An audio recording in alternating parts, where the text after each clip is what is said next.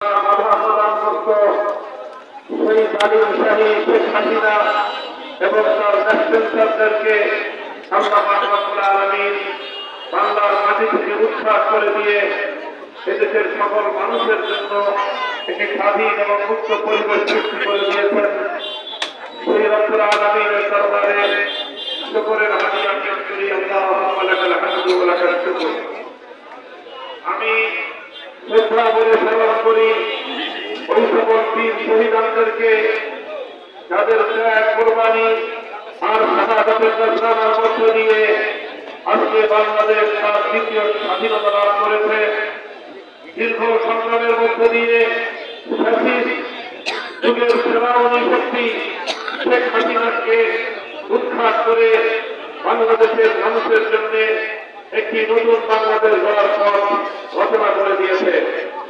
2009 সালের বিডিআর বিদ্রোহের নামে পিলখানায় হত্যাযজ্ঞের শিকার দেশপ্রেমিক 57 জন সেনা কর্মকর্তাকে স্মরণ করছি।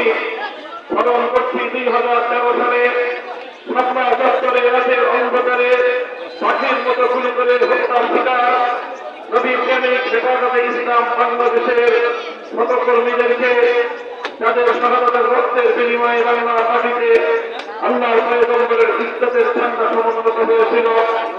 স্মরণ করছি সেই সকল কোরআন প্রেমিক জনতাকে আল্লামা সাঈদীর বিরুদ্ধে যখন মিথ্যা মামলার নাটক সাজিয়ে মৃত্যুদণ্ডের রায় ঘোষণা করার পর কোরআনের প্রেমে প্রেরিত হয়ে বাংলার প্রত্যন্ত অঞ্চল থেকে যারা কোরআনের পাখির মুক্তির দাবি নিয়ে রাজপথে নেমে এসে শাহাদাতকে আলিঙ্গন করেছিল।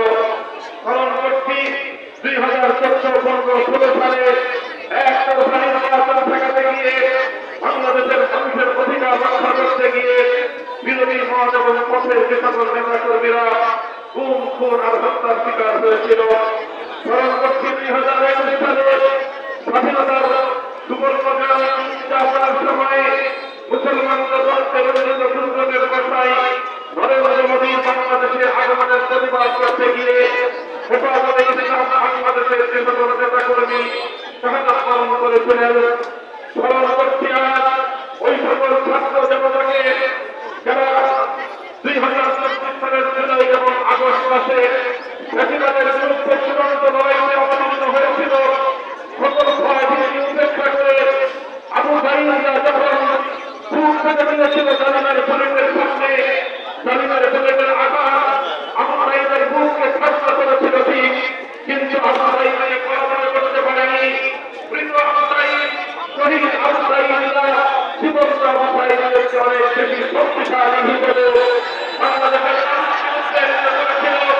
টেকনাফ থেকে জাতীয় পর্যন্ত ফ্যাসিবাদের বিরুদ্ধে আন্দোলন আন্দোলন করে ধরে তৈরি করেছিল।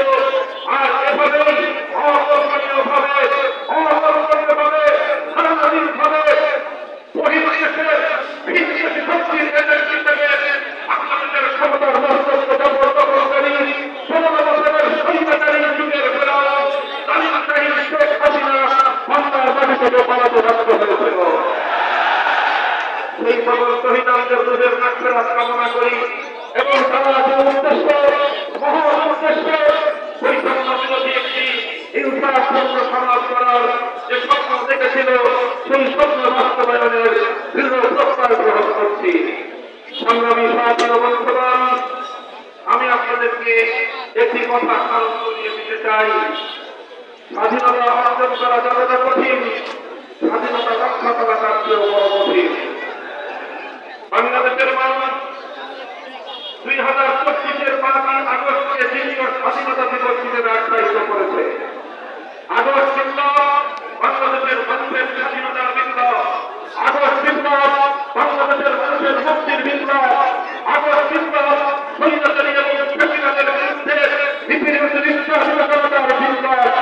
আগস্ট বিপ্লব ছিল একটি সুন্দর সমৃদ্ধশালী ইনসাফপূর্ণ বাংলাদেশ গড়ার বিপ্লব।